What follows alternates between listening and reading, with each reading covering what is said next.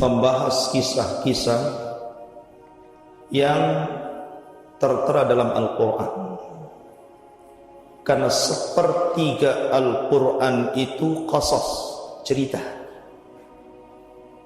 Begitulah Allah Subhanahu wa ta'ala membagi Al-Quran itu menjadi tiga.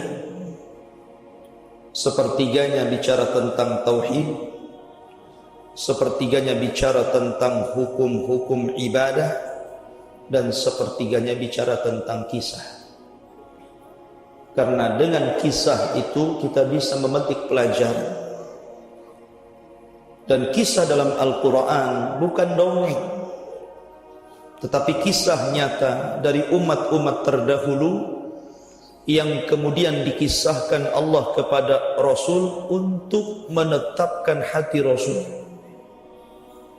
Jadi kalau dakwah Nabi SAW banyak liku-liku, banyak duri yang menghalang, maka Allah ceritakan bagaimana para nabi dulu juga sama kondisinya, tidak lepas daripada ancaman, bahkan sebagian mereka dibunuh. Kita lihat para nabi di zaman Bani Israel banyak yang dibunuh orang-orang Yahudi. Khusus malam ini kita mulai dari urutan surah. Kita ambil dari surah pertama setelah Al-Fatihah, Al-Baqarah. Di dalam surah Al-Baqarah ada satu kisah yang sangat menarik untuk kita kisahkan. Cerita ini dikenal dengan cerita Talut dan Jalut. Disebutkan di dalam surah Al-Baqarah, tepatnya ayat 209 sampai 252, Allah Subhanahu wa ta'ala menceritakan kisah yang luar biasa dari kisah-kisah Bani Israel. Sebelum saya mengkisahkan dan membacakan ayatnya, saya ingin memberikan muqaddimah biar nyambung ke ceritanya dulu. Dahulu kita tahu bahwa Bani Israel itu diselamatkan dari perbudakan Fir'aun oleh Nabi Musa alaihi salatu wassalam dan dibawa ke Palestina.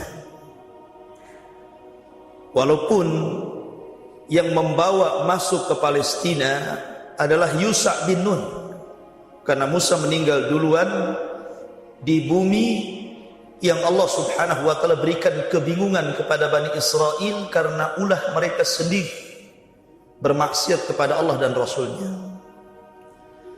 Tapi kemudian Yusha bin Nun berhasil memasukkan Bani Israel ke Baitul Maqdis. Lah kita tahu bahwa setelah meninggalnya Yusha bin Nun, kemudian Bani Israel ini masih berada di atas agama yang hak, akidah yang lurus. Tapi berjalannya waktu biasa, ketika mereka jauh dari para nabi, jauh daripada ulama, maka kondisinya tentu akan lebih buruk daripada sebelumnya. Dari situlah ikhwatu fiddin yang dimuliakan Allah Subhanahu wa ta'ala, akhirnya Allah Subhanahu wa ta'ala kemudian menguji mereka. Menguji siapa? Bani Israel, dengan cara dikirimkan berbagai macam musuh, sehingga mereka berperang, kadang menang, kadang kalah, kadang menang, kadang kalah, dan begitu seterusnya. Sampai pada akhirnya kemudian mereka Bani Israel dikalahkan. Bahkan sebagian mereka ada yang kemudian diperbudak, sebagian mereka lari, sebagian mereka tersiksa hidupnya karena Allah berikan bencana kepada mereka karena jauhnya mereka dari agama. Sampai suatu ketika Bani Israel ini sudah lama tidak diutus kepada mereka nabi, sehingga mereka dalam kegelapan.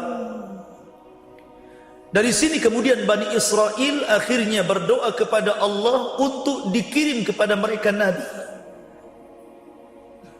Kita tahu bahwa Nabi Ya'qub itu melahirkan 12 keturunan. Dari 12 keturunan ini maka menjadi 12 kabilah yang sangat besar yang disebut dengan Bani Israel. Lah dari 12 kabilah ini ada keturunan Nabi Yakub itu yang khusus keturunannya menjadi para nabi saja. Dan itu dari keturunan putra Yakub namanya Lawa. Di sana ada Yahuda, ada Lawa, ada Binyamin, ada Nabi Yusuf. Itu nama-nama putra Yakub. 12 semuanya. Lah dari keturunan putra Yakub namanya Lawa. Ini seluruh keturunannya Allah takdirkan jadi nabi. Jadi seluruh nabi Bani Israel itu keturunan dari kabilah Lawa ini. Tetapi dari kabilah Yahuda, putranya Yakub juga, itu Allah takdirkan keturunannya jadi raja. Jadi satu keturunan melahirkan para nabi, satu keturunan melahirkan para raja. Begitulah Allah takdirkan kepada Bani Israel. Sehingga ketika lama tidak diutus kepada mereka nabi, mereka berada di atas kegelapan, maka Bani Israel berusaha untuk mencari keturunan Lawa ini. Mudah-mudahan masih ada dan Allah masih berkenan untuk mengangkat dari keturunan ini seorang nabi. Akhirnya kemudian mereka mendapatkan seorang wanita dari keturunan Lawa yang sedang hamil. Dan dia wanita salihah, wanita yang saleh ahli ibadah. Maka kemudian setelah tahu wanita ini keturunan Lawa, makanya kemudian mereka mengurung wanita ini.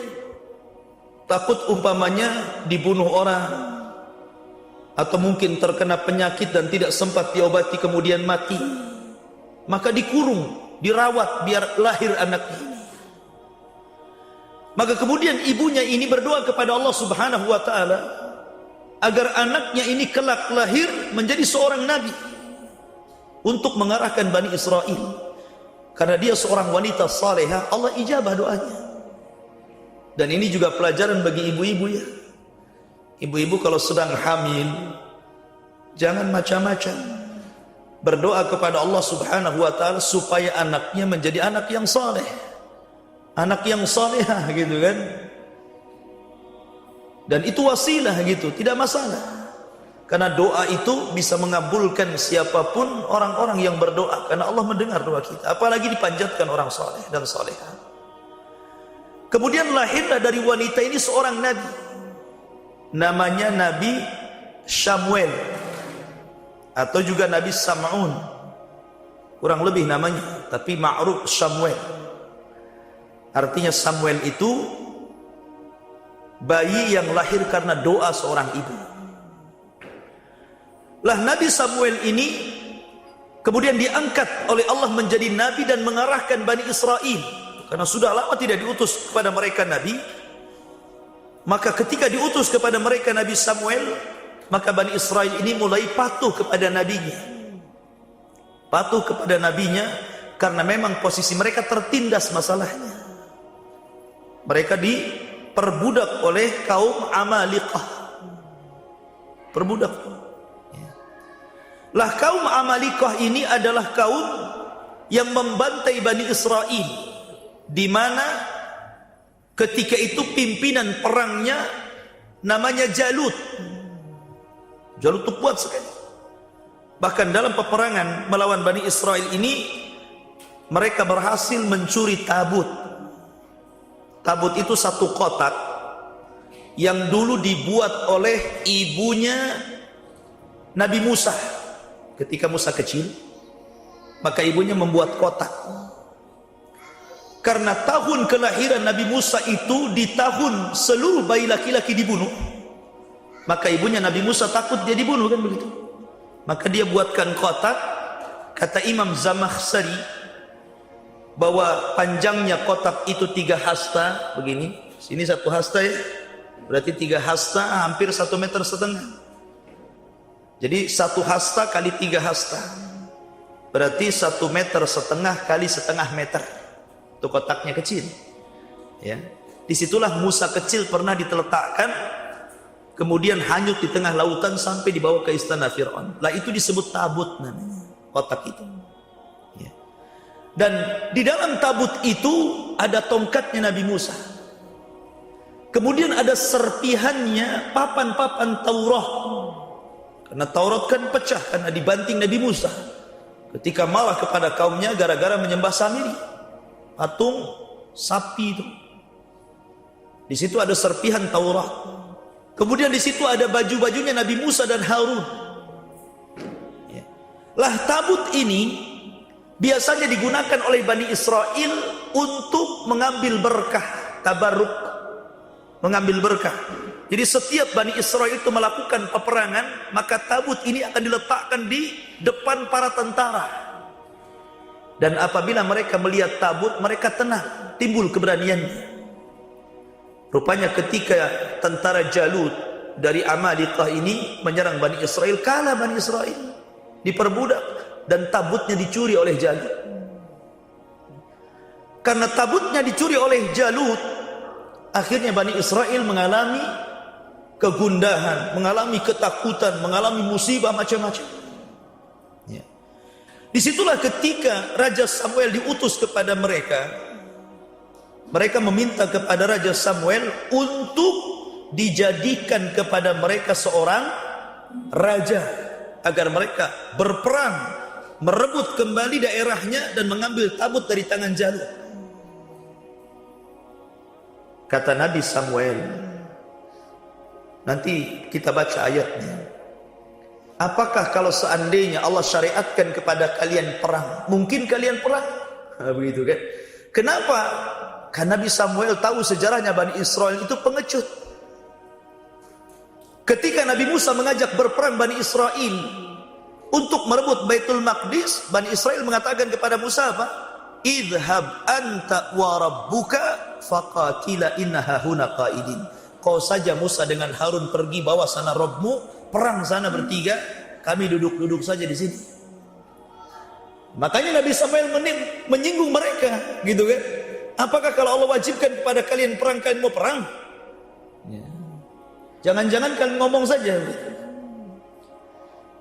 Tapi mereka berjanji untuk siap berperang dipimpin oleh seorang raja. Minta raja. Dicarikan oleh Samuel ini seorang raja. Sayangnya bukan dari keturunan Yahuda. Padahal garis keturunan Yakub, saya ulangi dari awal, kalau melahirkan para nabi itu biasanya dari kabilah Yahuda. Kalau melahirkan para nabi itu dari kabilah Lawah. Lah ini raja yang diangkat Samuel ini justru dari kabilah Binyamin. Dan Binyamin itu satu ibu dengan Nabi Yusuf. Sementara Lawa, Yahuda dan saudara-saudara Yusuf yang lainnya satu bapak lain ibu. Makanya mereka tidak mau. Mereka enggak mau raja itu. Maunya keturunan Yahuda, bukan keturunan Binyamin. Tetapi karena mereka mendesak, maka kemudian diangkatlah oleh Nabi Samuel seorang raja namanya Talut. Dari sini kita mulai ceritanya. Baik, sekarang sudah nyambung ceritanya, kita masuk ke dalam ayatnya. Allah Subhanahu wa taala berfirman dalam surah Al-Baqarah, "Alam tara ilal mala'i min bani Israel min ba'di Musa." Tidakkah engkau lihat kepada para pembesar Bani Israel setelah kematian Musa? Idh qalu, ketika mereka mengatakan li nabiyyi lahum, kepada nabi mereka. Siapa? Samuel. Tadi saya sudah katakan nabi itu namanya Samuel.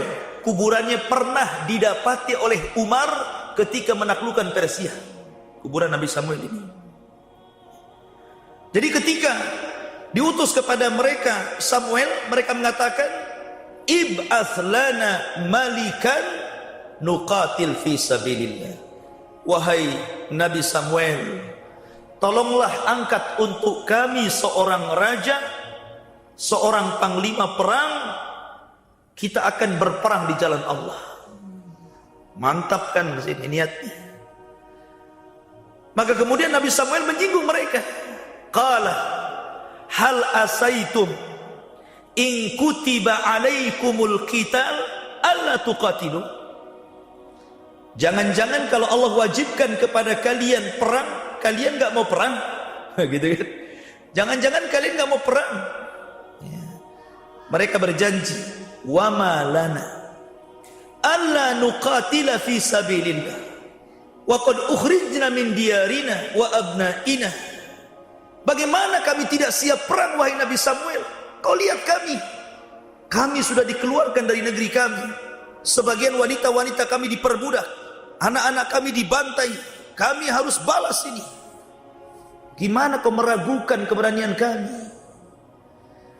Maka Allah mengatakan, falamma kutiba alaihimul qital, ketika betul-betul nih Allah wajibkan kepada mereka perang, karena diangkat kepada mereka jenderal perang yang tangguh Talut, tawallau illa qalilan minhum. Tiba-tiba sebagian besar mereka tidak mau ikut perang.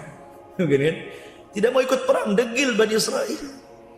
Makanya Allah mengatakan, wallahu alimun bizzalimin. Allah tahu kondisi orang-orang zalim.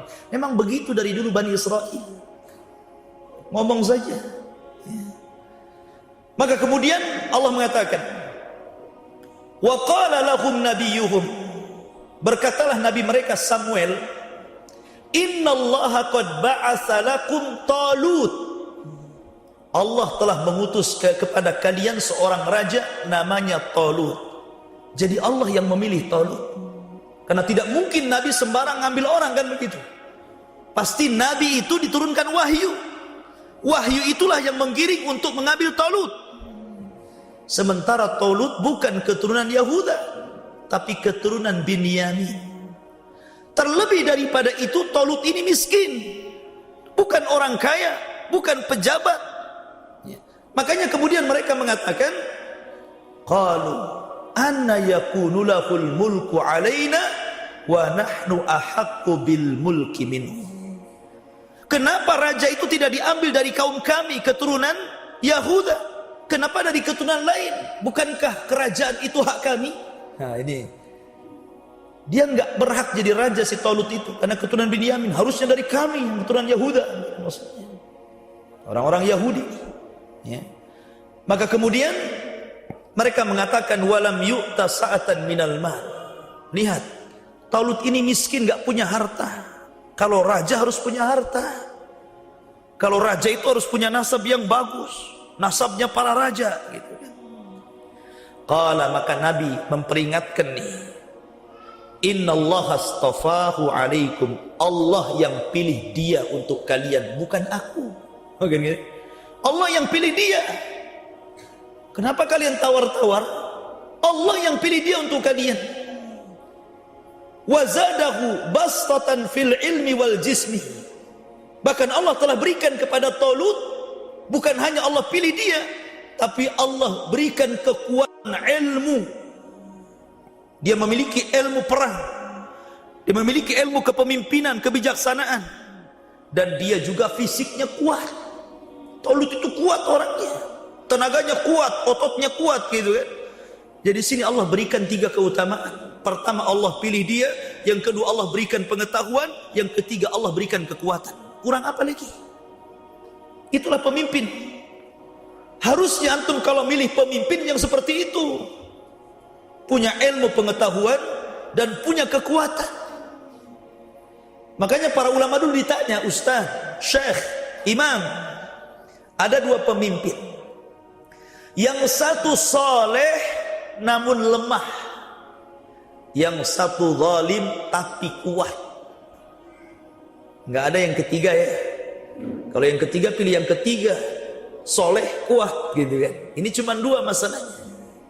Yang satu soleh lemah, yang satu zalim kuat. Pilih mana? Kata para ulama, pilihlah yang zalim tapi kuat daripada soleh tapi lemah. Alasannya apa? Karena solehnya untuk dirinya, tapi lemahnya untuk kita. Zalimnya untuk dia, dosanya tanggung sendiri, tapi kekuatannya untuk kita. Kita menjadi bangsa yang kuat. Urusan dia zalim, urusan dia dengan Allah. Tapi kalau dia lemah, kemudian dijajah bangsa orang lain, masalah kita kan begitu. Ya kalau ada pilihan yang ketiga, ya kita cari yang soleh, yang kuat kan gitu. Itu kalau yang ada yang ketiga gitu kan. Lah ini Talut ini semua ada di situ. Sudah soleh, cerdas, kuat gitu kan. Cuman nggak punya harta saja, itu saja. Jadi rupanya orang-orang sekarang ini cara berpikirnya seperti Bani Israel. Kalau nyari pemimpin itu yang penting kaya, bodoh nggak apa-apa, nggak salat nggak apa-apa, nggak sekolah nggak apa-apa, yang penting kaya gitu kan.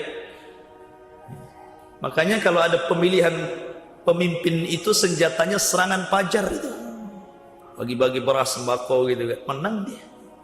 Sampai ada di satu daerah itu ada 2 calon, satu preman, satu kiai. Kiai kalah telak dengan preman.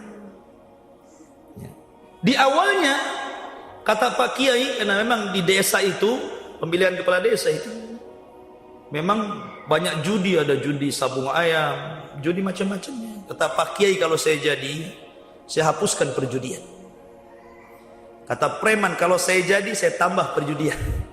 Namanya hitam putih. Ya kan? Ya. Akhirnya karena preman ini banyak linknya, banyak duitnya, buat serangan fajar ketika pemilihan itu kan, menang telak dia, Pak Kiainya kalah. Subhanallah. Ya, kadang orang sembarangan buat cari pemimpin itu. Taib. Lah Talut ini dipilih oleh Allah, Allah berikan pengetahuan, Allah juga berikan kekuatan badan. Wallah yu'tamul kahuman yasha, dan Allah memberikan kepemimpinan itu kepada orang yang dikehendakinya, wallahu wasi'un alim. Kemudian waqala lahum nabiyuhum, berkata nabi mereka Samuel kepada Bani Israel, kalau kalian tidak percaya bahwa Talut itu kehendak Allah untuk kalian, saya akan buktikan bahwa dia punya sesuatu yang akan meyakinkan kalian bahwa dia pemimpin kalian. Apa itu?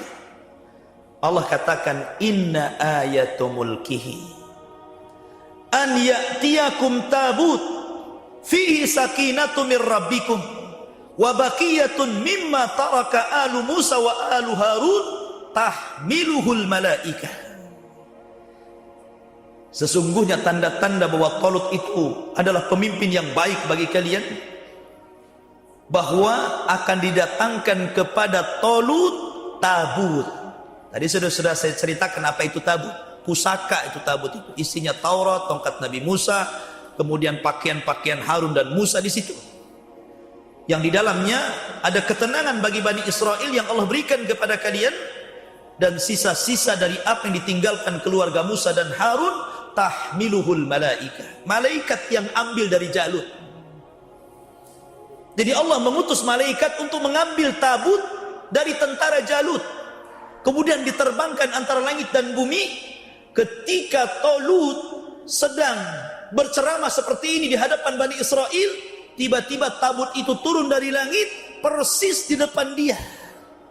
Nah, sekarang Bani Israel sudah tenang, ada tabut di depan mereka, karena mereka yakin kalau ada tabut itu pasti menang. Itu masalahnya. Dari situlah mulai mereka yakin Talut itu raja mereka. Harus begitu memang Bani Israel itu. Ya, memang harus begitu. Harus dikasih mukjizat dulu, dikasih keanehan dulu, baru sami'na wa ata'na. Kalau enggak sami'na wa asaina. Ya. Taib. Maka setelah kemudian ada tabut, kemudian Talut pun mempersiapkan pasukan Bani Israel samanuna alfan.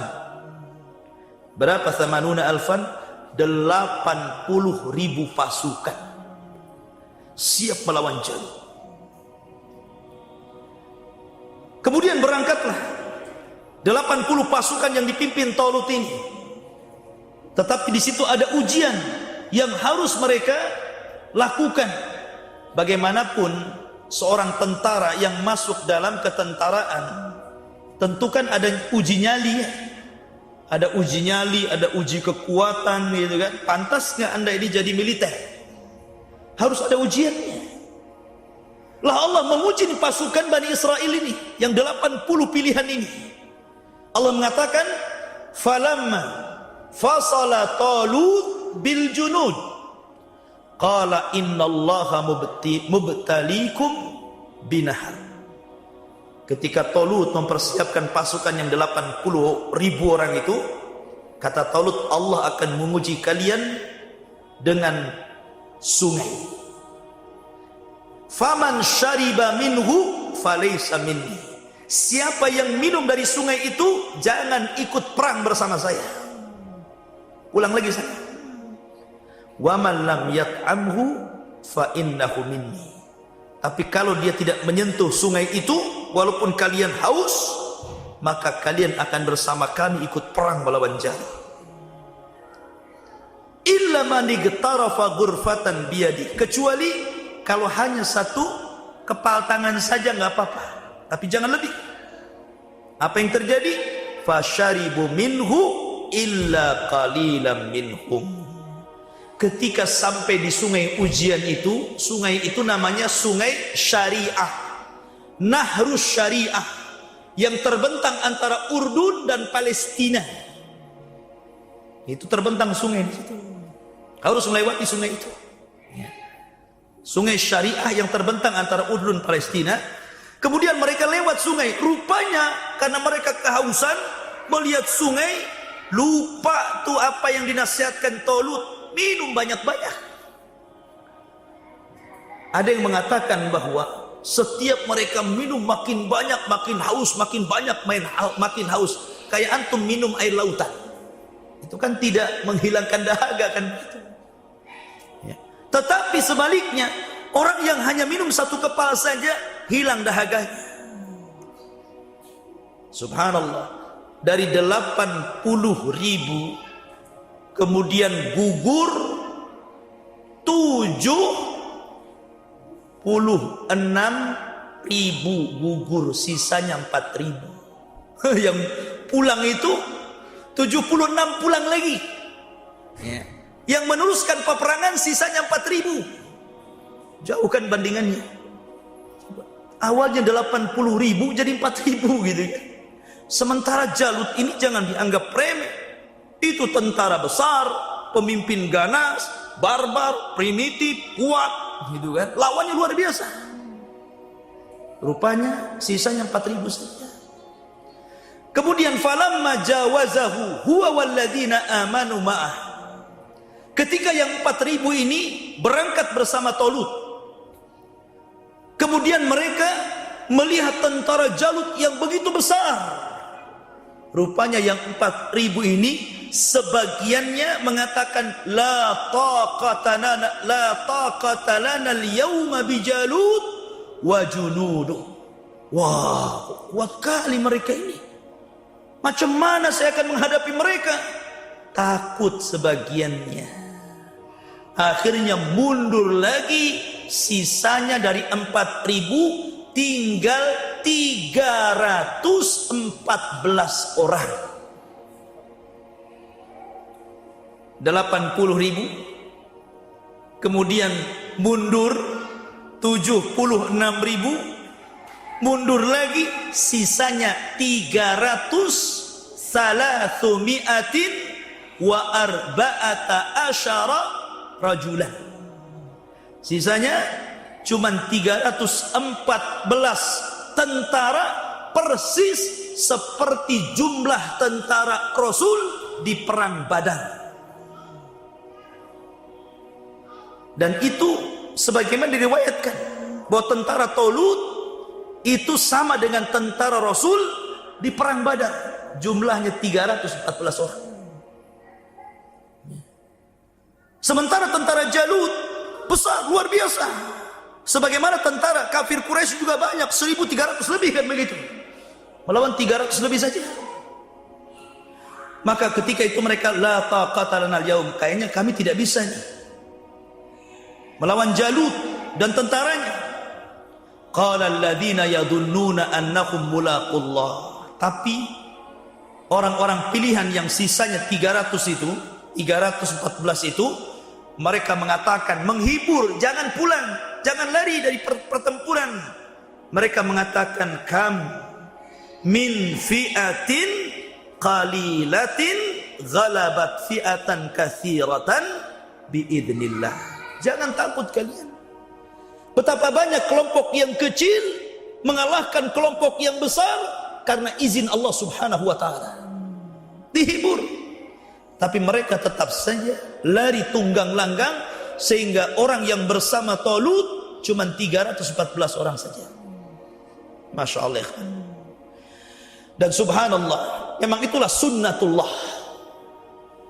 Memang berapa banyak kelompok yang kecil bisa mengalahkan kelompok yang besar. Di zaman Rasul, kita lihat beberapa pertempuran di zaman Rasulnya, itu jumlahnya tidak banding. Dalam perang Badar, saya ulangi bahwa jumlah pasukan Badar itu yang dipimpin Rasul sama dengan jumlah pasukan Talut, 314 lebih. Sementara jumlah pasukan musuh hampir 1200 lebih sampai 1300. Tidak banding secara jumlah. Dalam perang Uhud, tentara kaum muslimin cuma 700. Tapi tentara orang-orang kafir mencakup 6000 lebih. Dalam perang Mu'tah, ketika itu perang Mu'tah itu perang di mana orang-orang Romawi marah gara-gara dikirimi surat oleh Rasul supaya masuk Islam. Maka mereka mempersiapkan pasukan 200.000. Bayangkan, 200.000 lebih. Dengan sekutu-sekutu Arab itu bergerak dari Romawi menuju Madinah. Kata Nabi SAW, ini pasukan besar, kalau menghantam kita di Madinah bahaya. Akan terbunuh anak-anak, wanita, orang tua. Kita hadapi di luar. Maka Nabi mengutus Zaid untuk memegang benderanya. Zaid, kalau kau mati, serahkan kepada Ja'far. Ja'far, kalau kau mati, serahkan bendera kepada Abdullah bin Rawaha. Berangkat kalian. Dan hanya membawa pasukan 3.000 melawan 200.000 lebih. Di awal pertempuran kalah itu. Zaid meninggal, diambil benderanya Ja'far. Ja'far meninggal, diambil benderanya oleh Abdullah bin Rawaha. Abdullah bin Rawaha meninggal juga. Bingung kaum muslimin. Akhirnya mereka melirik kepada Khalid ibn Walid. Karena Khalid bin Walid itu cerdas, apalagi soal ilmu peperangan. Dibuat macam-macam taktik perang dan Allah takdirkan menang. 3.000 lawan 200 itu menang. 200.000. Sampai orang Romawi heran dan bertanya kepada Khalid, apa sih kunci kemenangan kalian ini? Kata Khalid, nahnu nuhibbul maut kama tuhibbul haya. Karena kami cinta kematian sebagaimana kalian cinta kehidupan. Ya. Kemudian dalam perang Tabuk, 30.000 kaum muslimin, 40.000 kaum kafirin. Mungkin sedikit nih bedanya ya, 10.000 saja.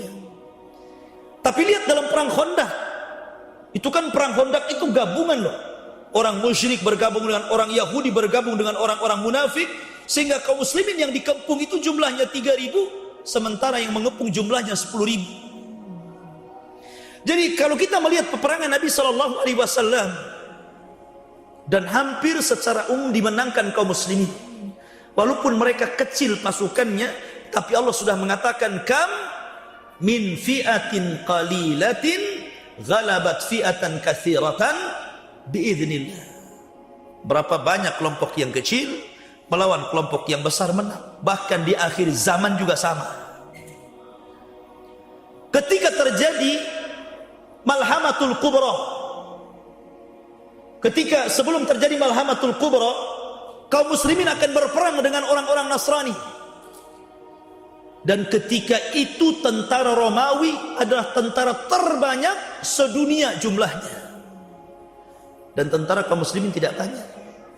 Tapi karena tentara kaum muslimin punya kekuatan yang luar biasa yang tidak dimiliki orang kafir dari segi keberanian, makanya mereka tidak sanggup melawan kaum muslimin, berakhir dengan perjanjian damai, kemudian menyerbu orang-orang selain mereka dari benua Asia.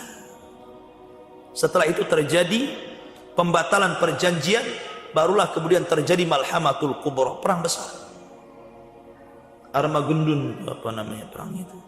Ya. Taib. Lah ketika Talut ini tentaranya tinggal 314 orang melawan ratusan ribu tentara Jalut, ikhwan. Kebiasaan perang dulu itu beda dengan perang sekarang. Zaman dulu kalau sebelum perang itu ada namanya perang tanding dulu. Jadi tidak langsung serbu, tidak. Mana jagoan kalian? Nih jagoan saya. Jadi suruh gulat dulu tuh sampai mati. Ya. Akhirnya kemudian waktu itu Jalut sesumbang. Jalut itu besar, posturnya kuat, tentara panglima perang, ditakuti orang gitu kan. Dia sesumbang. Siapa di antara kalian berhasil melawanku? Subhanallah. Talut ketika melihat 314 orang ini, kemudian dia menawarkan kepada yang 314 orang ini, siapa di antara kalian yang mau maju melawan Jalut? Nggak ada yang bergerak. Takut lewat Jalut. Nggak ada yang bergerak, satu pun diam saja.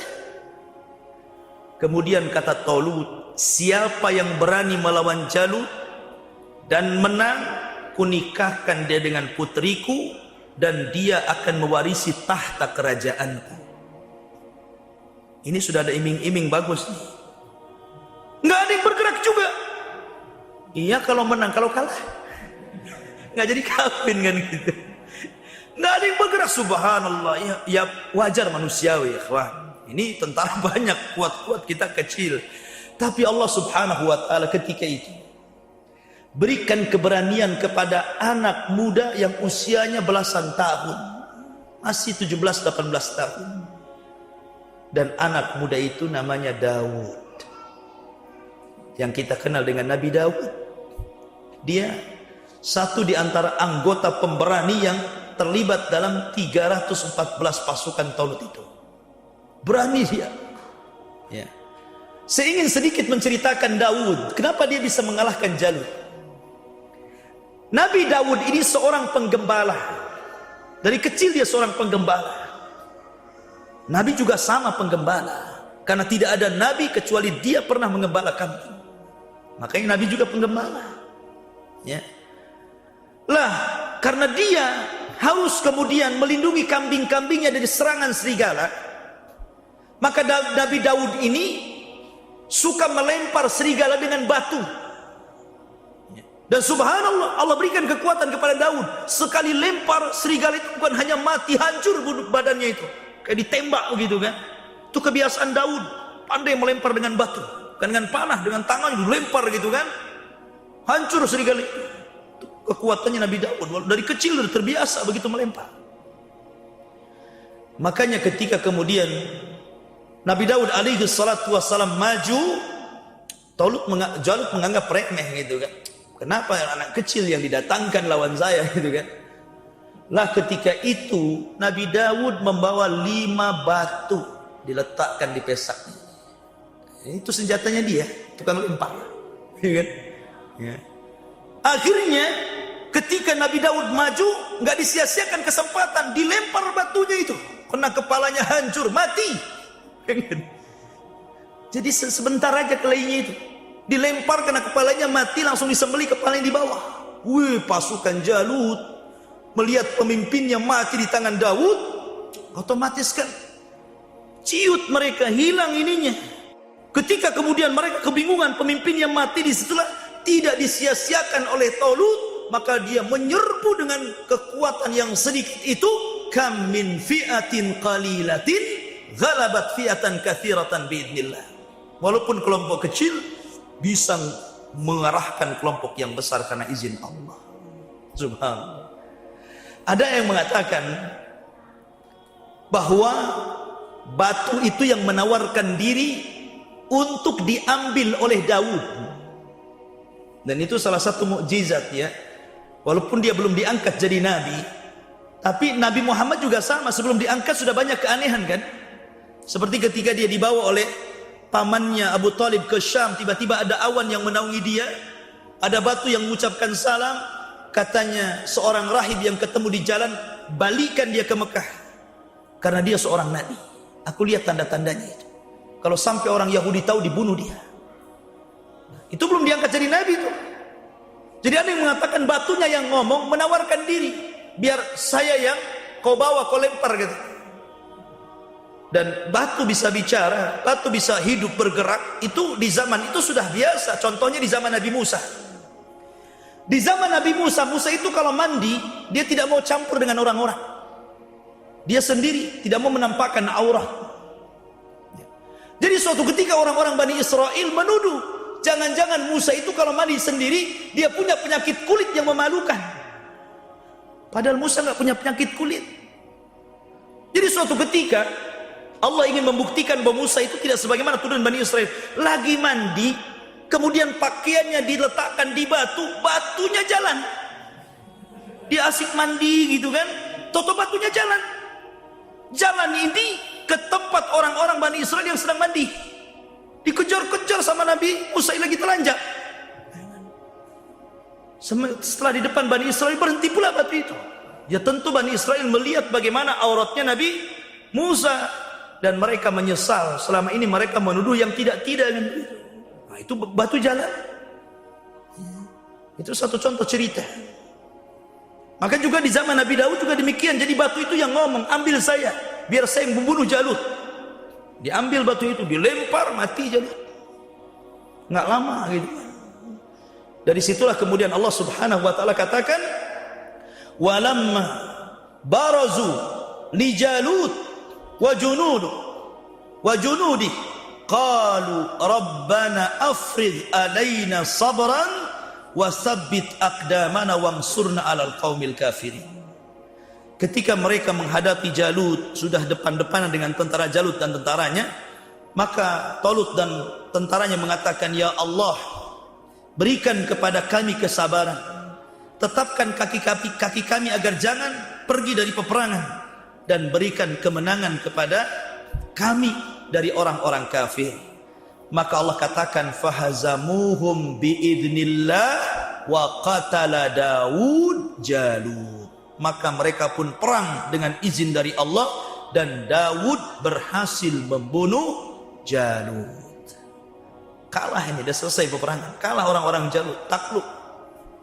Seluruh Bani Israel bahagia, senang dengan kemenangan ini.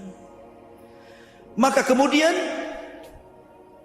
Talut pun menjadi raja pertama Bani Israel, bukan dari keturunan Yahuda, tapi satu-satunya dari keturunan Binyamin, yang merupakan saudara kandung Nabi Yusuf. Karena dia dengan Nabi Yusuf itu satu ibu, tapi yang lain satu bapak, beda ibu ya. Maka kemudian Talut pun memerintahkan Bani Israel kembali ke kejayaannya. Mereka subur, macam-macam lah, Allah berikan nikmat yang banyak. Sampai akhirnya Talut pun janji menikahkan putrinya dengan Daud. Dan selang beberapa waktu Talut meninggal dunia, sebagaimana janjinya, akhirnya Daud diangkat jadi raja kedua Bani Israel. Dan ingat, Nabi Daud berbeda dengan nabi-nabi Bani Israel yang lainnya, karena dia diberikan dua nikmat. Pertama, dia raja. Yang kedua, dia nabi. Karena Bani Israel kalau jadi raja, raja saja. Kalau nabi, nabi saja, gitu kan. Ini enggak, raja plus nabi. Dan dia satu-satunya yang pertama menjadi raja plus juga nabi. Dan diturunkan padanya kitab yang mulia setelah Taurat, yang dikenal dengan Zabur. Dan Nabi Daud, Allah berikan mukjizat, suaranya indah sampai dia memiliki 70 suara apabila membaca Zabur, sampai kalau dia sedang baca Zabur, burung datang kemudian ngumpul di sekitarnya, nunduk diam saja karena kalah merdunya. Saking indahnya, burung-burung kalah, diam saja burung-burung. Dan kalau dia bertasbih, seluruh gunung ikut bertasbih. Dan Allah berikan mukjizat mampu untuk mematah-matahkan besi tanpa alat, pakai tangan saja. Makanya dialah orang yang pertama kali membuat baju besi dan menjual baju besi untuk kehidupan keluarganya. Dia tidak digaji oleh pemerintahnya walaupun dia raja. Makanya dikenal Nabi Daud itu dia bekerja dengan tangannya. Dia nggak mau minta-minta. Walaupun jadi raja nggak mau digaji. Dia ingin pakai duitnya sendiri. Hidup dengan duitnya sendiri. Dia buat baju besi, dia jual. Hasilnya untuk makan dia dan keluarganya. Itu Daud, seorang raja, tapi waroknya luar biasa. Ya, kadang kita ini bukan raja, bukan nabi, nyolong, gitu kan? Kita bukan raja, bukan nabi, tapi asal-asalan cari rezeki. Ini raja, nabi, warok lagi gitu kan? Nabi Daud ini. Lah kemudian setelah Daud alaihi salatu wassalam meninggal dunia, maka kemudian lahirlah putra beliau, Nabi Sulaiman. Dan ketika beliau inilah puncak kejayaan Bani Israel di tangan Nabi Sulaiman.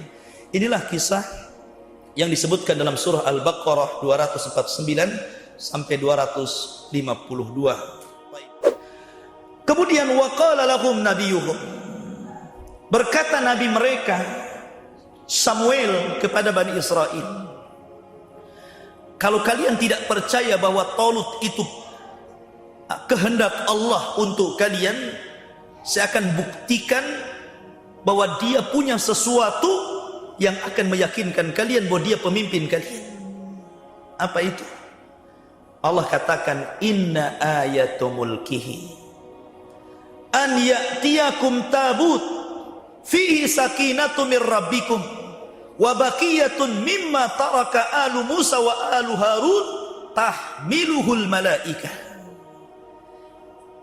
Sesungguhnya tanda-tanda bahwa Talut itu adalah pemimpin yang baik bagi kalian, bahwa akan didatangkan kepada Talut tabut. Tadi sudah saya ceritakan apa itu tabut. Pusaka itu tabut itu. Isinya Taurat, tongkat Nabi Musa, kemudian pakaian-pakaian Harun dan Musa di situ. Yang di dalamnya ada ketenangan bagi Bani Israel yang Allah berikan kepada kalian, dan sisa-sisa dari apa yang ditinggalkan keluarga Musa dan Harun tahmiluhul malaikah, malaikat yang ambil dari Jalut. Jadi Allah mengutus malaikat untuk mengambil tabut dari tentara Jalut, kemudian diterbangkan antara langit dan bumi. Ketika Talut sedang berceramah seperti ini di hadapan Bani Israel, tiba-tiba tabut itu turun dari langit persis di depan dia. Nah, sekarang Bani Israel sudah tenang, ada tabut di depan mereka. Karena mereka yakin kalau ada tabut itu pasti menang. Itu masalahnya. Dari situlah mulai mereka yakin Talut itu raja mereka. Harus begitu memang Bani Israel itu. Ya, memang harus begitu. Harus dikasih mukjizat dulu, dikasih keanehan dulu, baru sami'na wa ata'na. Kalau enggak sami'na wa asaina. Ya. Taib. Maka setelah kemudian ada tabut, kemudian Talut pun mempersiapkan pasukan Bani Israel samanuna alfan. Berapa samanuna alfan? 80.000 pasukan siap melawan Jalut. Kemudian berangkatlah 80 pasukan yang dipimpin Talut ini. Tetapi di situ ada ujian yang harus mereka lakukan. Bagaimanapun seorang tentara yang masuk dalam ketentaraan, tentu kan ada uji nyali. Ada uji nyali, ada uji kekuatan gitu kan. Pantas nggak Anda ini jadi militer? Harus ada ujiannya. Lah Allah menguji pasukan Bani Israel ini yang 80 pilihan ini. Allah mengatakan, falamma fasala Talut bil junud qala innallaha mubtalikum binahar. Ketika Talut mempersiapkan pasukan yang 80.000 orang itu, kata Talut, Allah akan menguji kalian dengan sungai. Faman syariba minhu falaysa minni. Siapa yang minum dari sungai itu jangan ikut perang bersama saya. Ulang lagi saya. Wa man lam yat'amhu fa innahu minni. Tapi kalau dia tidak menyentuh sungai itu, walaupun kalian haus, maka kalian akan bersama kami ikut perang melawan Jalut. Illa illa man igtarafa ghurfatan biyadi, kecuali kalau hanya satu kepal tangan saja nggak apa-apa, tapi jangan lebih. Apa yang terjadi? Fasyaribu minhu illa qalilan minhum. Ketika sampai di sungai ujian itu, sungai itu namanya sungai syariah, Nahrus Syariah, yang terbentang antara Urdun dan Palestina. Itu terbentang sungai di situ. Harus melewati sungai itu. Sungai Syariah yang terbentang antara Urdun dan Palestina. Kemudian mereka lewat sungai. Rupanya karena mereka kehausan melihat sungai, lupa tuh apa yang dinasihatkan Tolut, minum banyak-banyak. Ada yang mengatakan bahwa setiap mereka minum makin banyak, makin haus, makin banyak, makin haus. Kayak antum minum air lautan. Itu kan tidak menghilangkan dahaga kan begitu. Ya. Tetapi sebaliknya, orang yang hanya minum satu kepal saja hilang dahaganya. Subhanallah. Dari 80.000 kemudian gugur 76.000 gugur, sisanya 4.000. Yang pulang itu 76 pulang lagi. Ya. Yang meneruskan peperangan sisanya 4.000. Jauh kan bandingannya. Awalnya 80.000 jadi 4.000 gitu ya. Sementara Jalut ini jangan dianggap remeh. Itu tentara besar, pemimpin ganas, barbar, primitif, kuat gitu kan. Lawannya luar biasa. Rupanya sisanya 4.000 saja. Kemudian falamma jawazahu huwa walladzina amanu ma'ah. Ketika yang 4.000 ini berangkat bersama Tolut, kemudian mereka melihat tentara Jalut yang begitu besar. Rupanya yang 4.000 ini sebagiannya mengatakan la taqata lana al-yawma bi Jalut wa junuduh. Wah, kuat kali mereka ini. Macam mana saya akan menghadapi mereka? Takut sebagiannya. Akhirnya mundur lagi, sisanya dari 4.000 tinggal 314 orang. 80.000 kemudian mundur 76.000, mundur lagi, sisanya 314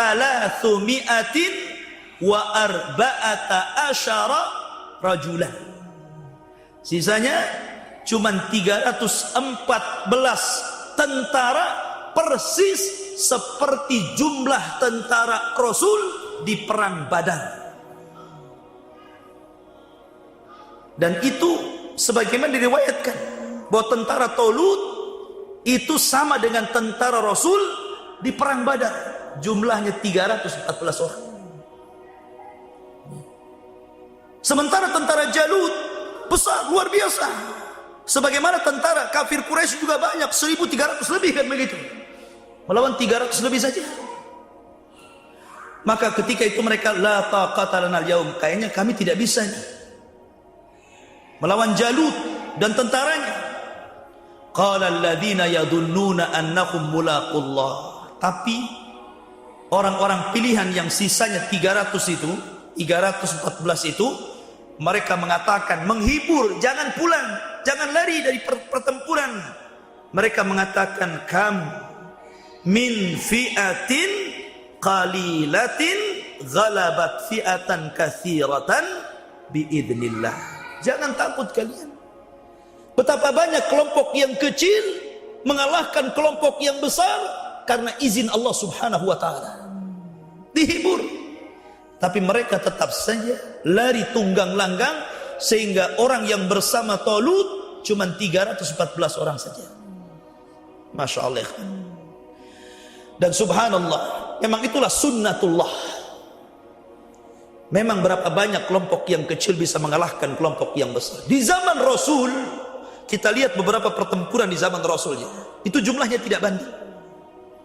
Dalam perang Badar, saya ulangi bahwa jumlah pasukan Badar itu yang dipimpin Rasul sama dengan jumlah pasukan Talut, 314 lebih. Sementara jumlah pasukan musuh hampir 1.200 lebih sampai 1.300. Tidak banding secara jumlah. Dalam perang Uhud, tentara kaum muslimin cuma 700. Tapi tentara orang-orang kafir mencakup 6.000 lebih.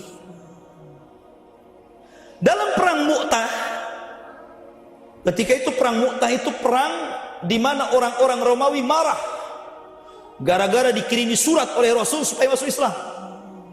Maka mereka mempersiapkan pasukan 200.000. Bayangkan, 200.000 lebih dengan sekutu-sekutu Arab itu bergerak dari Romawi menuju Madinah. Kata Nabi SAW, ini pasukan besar, kalau menghantam kita di Madinah bahaya, akan terbunuh anak-anak, wanita, orang tua, kita hadapi di luar. Maka Nabi mengutus Zaid untuk memegang benderanya. Zaid, kalau kau mati serahkan kepada Ja'far. Ja'far, kalau kau mati serahkan bendera kepada Abdullah bin Rawaha. Berangkat kalian. Dan hanya membawa pasukan 3.000 melawan 200.000 lebih. Di awal pertempuran kalah itu. Zaid meninggal, diambil benderanya Ja'far. Ja'far meninggal, diambil benderanya oleh Abdullah bin Rawaha. Abdullah bin Rawaha meninggal juga. Bingung kaum muslimin. Akhirnya mereka melirik kepada Khalid ibn Walid. Karena Khalid bin Walid itu cerdas, apalagi soal ilmu peperangan.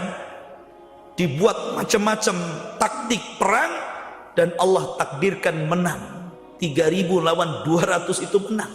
200.000. Sampai orang Romawi heran dan bertanya kepada Khalid, apa sih kunci kemenangan kalian ini?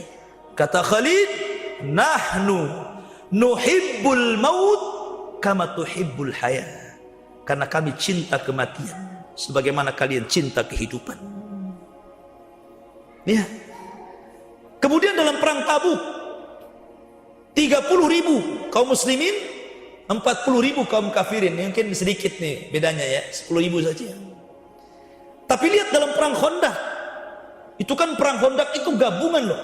Orang musyrik bergabung dengan orang Yahudi, bergabung dengan orang-orang munafik, sehingga kaum muslimin yang dikepung itu jumlahnya 3.000, sementara yang mengepung jumlahnya 10.000. Jadi kalau kita melihat peperangan Nabi SAW, dan hampir secara umum dimenangkan kaum muslimin, walaupun mereka kecil pasukannya, tapi Allah sudah mengatakan, kam min fi'atin qalilatin ghalabat fi'atan katsiratan biiznillah. Berapa banyak kelompok yang kecil melawan kelompok yang besar menang. Bahkan di akhir zaman juga sama. Ketika terjadi Malhamatul Kubra, ketika sebelum terjadi Malhamatul Kubra, kaum muslimin akan berperang dengan orang-orang Nasrani. Dan ketika itu tentara Romawi adalah tentara terbanyak sedunia jumlahnya. Dan tentara kaum muslimin tidak tanya.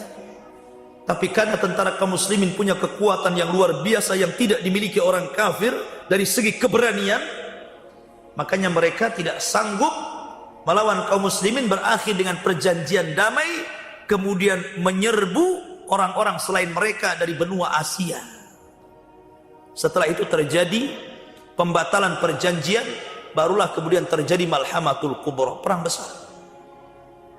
Armageddon, apa namanya perang itu? Ya. Taib. Lah ketika Talut ini tentaranya tinggal 314 orang melawan ratusan ribu tentara Jalut, ikhwan. Kebiasaan perang dulu itu beda dengan perang sekarang. Zaman dulu kalau sebelum perang itu ada namanya perang tanding dulu. Jadi tidak langsung serbu, tidak. Mana jagoan kalian? Nih jagoan saya. Jadi suruh gulat dulu tuh sampai mati. Ya. Akhirnya kemudian waktu itu Jalut sesumbang. Jalut itu besar, posturnya kuat, tentara panglima perang, ditakuti orang gitu kan. Dia sesumbang. Siapa di antara kalian berhasil melawanku? Subhanallah. Talut ketika melihat 314 orang ini, kemudian dia menawarkan kepada yang 314 orang ini, siapa di antara kalian yang mau maju melawan Jalut? Nggak ada yang bergerak. Takut lewat Jalut. Nggak ada yang bergerak, satu pun diam saja. Kemudian kata Talut, siapa yang berani melawan Jalut dan menang, kunikahkan dia dengan putriku dan dia akan mewarisi tahta kerajaanku. Ini sudah ada iming-iming bagus nih. Nggak ada yang bergerak juga. Iya kalau menang, kalau kalah nggak jadi kawin kan gitu. Nggak ada yang bergerak, subhanallah. Ya wajar manusiawi ya kawan. Ini tentara banyak, kuat-kuat kita kecil. Tapi Allah subhanahu wa ta'ala ketika itu berikan keberanian kepada anak muda yang usianya belasan tahun, masih 17-18 tahun. Dan anak muda itu namanya Daud, yang kita kenal dengan Nabi Daud. Dia satu di antara anggota pemberani yang terlibat dalam 314 pasukan Talut itu. Berani dia. Ya. Saya ingin sedikit menceritakan Daud, kenapa dia bisa mengalahkan Jalut. Nabi Daud ini seorang penggembala. Dari kecil dia seorang penggembala. Nabi juga sama penggembala. Karena tidak ada Nabi kecuali dia pernah menggembala kambing. Makanya Nabi juga penggembala. Ya. Lah, karena dia harus kemudian melindungi kambing-kambingnya dari serangan serigala, maka Nabi Daud ini suka melempar serigala dengan batu. Dan subhanallah, Allah berikan kekuatan kepada Daud. Sekali lempar serigala itu bukan hanya mati, hancur badannya itu. Kayak ditembak begitu kan. Itu kebiasaan Daud, pandai melempar dengan batu, bukan dengan panah, dengan tangan dilempar gitu kan. Hancur serigala itu. Kekuatannya Nabi Daud, dari kecil sudah terbiasa begitu melempar.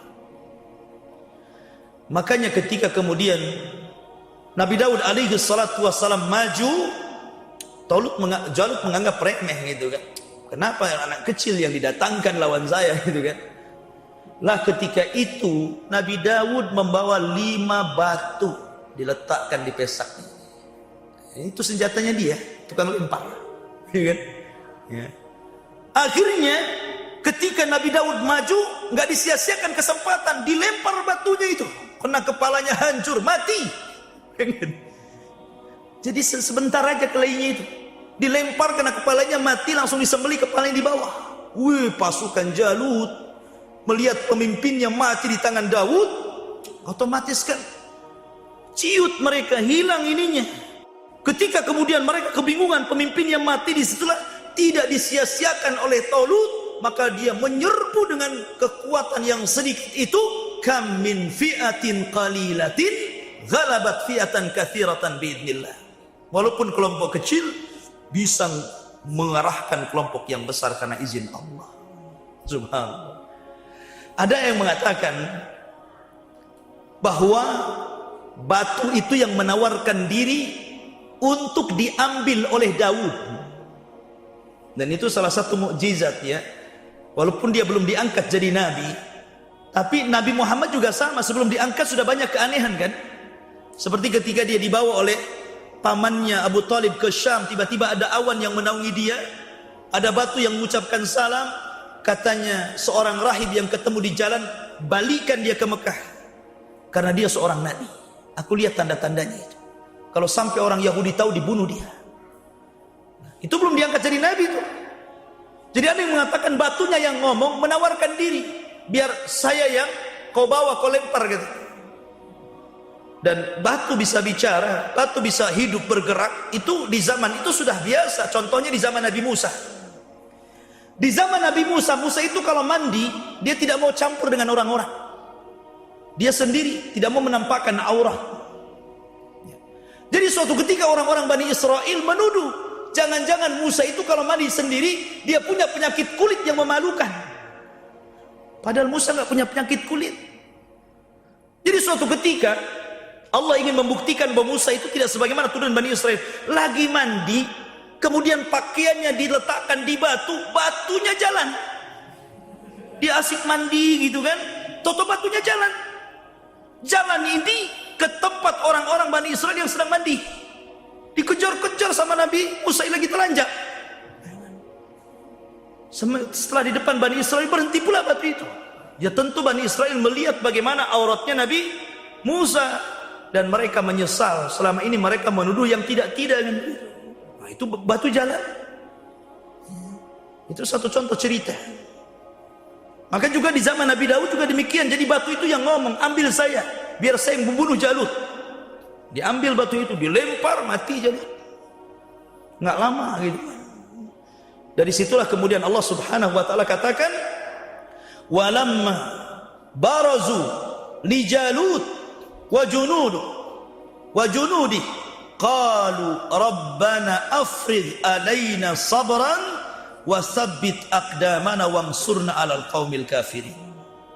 Ketika mereka menghadapi Jalut, sudah depan-depanan dengan tentara Jalut dan tentaranya, maka Talut dan tentaranya mengatakan, ya Allah, berikan kepada kami kesabaran, tetapkan kaki kami agar jangan pergi dari peperangan, dan berikan kemenangan kepada kami dari orang-orang kafir. Maka Allah katakan, fahazamuhum biidnillah wa qatala Daud Jalut. Maka mereka pun perang dengan izin dari Allah, dan Daud berhasil membunuh Jalut. Kalah ini, sudah selesai peperangan. Kalah orang-orang Jalut, takluk. Seluruh Bani Israel bahagia, senang dengan kemenangan ini. Maka kemudian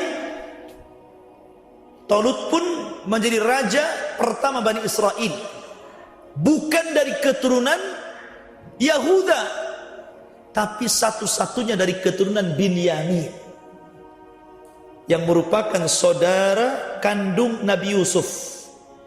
Karena dia dengan Nabi Yusuf itu satu ibu, tapi yang lain satu bapak, beda ibu ya. Maka kemudian Talut pun memerintahkan Bani Israel kembali ke kejayaannya. Mereka subur, macam-macam lah, Allah berikan nikmat yang banyak. Sampai akhirnya Talut pun janji menikahkan putrinya dengan Daud.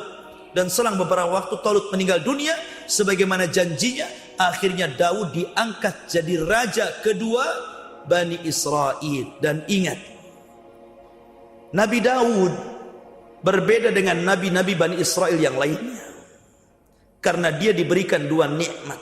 Pertama, dia raja. Yang kedua, dia nabi.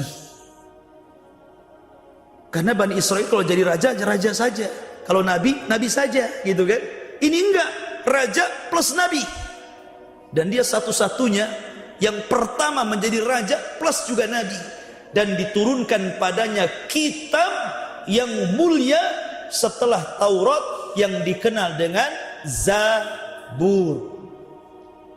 Dan Nabi Daud, Allah berikan mukjizat, suaranya indah sampai dia memiliki 70 suara apabila membaca Zabur. Sampai kalau dia sedang baca Zabur, burung datang kemudian ngumpul di sekitarnya, nunduk diam saja karena kalah merdunya. Saking indahnya, burung-burung kalah itu, diam saja burung-burung. Dan kalau dia bertasbih, seluruh gunung ikut bertasbih. Dan Allah berikan mukjizat mampu untuk mematah-matahkan besi tanpa alat, pakai tangan saja. Makanya dialah orang yang pertama kali membuat baju besi dan menjual baju besi untuk kehidupan keluarganya. Dia tidak digaji oleh pemerintahnya walaupun dia raja. Makanya dikenal Nabi Daud itu, dia bekerja dengan tangannya. Dia nggak mau minta-minta, walaupun jadi raja nggak mau digaji. Dia ingin pakai duitnya sendiri, hidup dengan duitnya sendiri. Dia buat baju besi, dia jual. Hasilnya untuk makan dia dan keluarganya. Itu Daud, seorang raja, tapi waroknya luar biasa. Ya, kadang kita ini bukan raja, bukan nabi, nyolong, gitu kan? Kita bukan raja, bukan nabi, tapi asal-asalan cari rezeki. Ini raja, nabi, warok lagi, gitu kan? Nabi Daud ini. Lah kemudian setelah Daud alaihi salatu wassalam meninggal dunia, maka kemudian lahirlah putra beliau, Nabi Sulaiman. Dan ketika beliau inilah puncak kejayaan Bani Israel di tangan Nabi Sulaiman. Inilah kisah yang disebutkan dalam surah Al-Baqarah 249 sampai 252.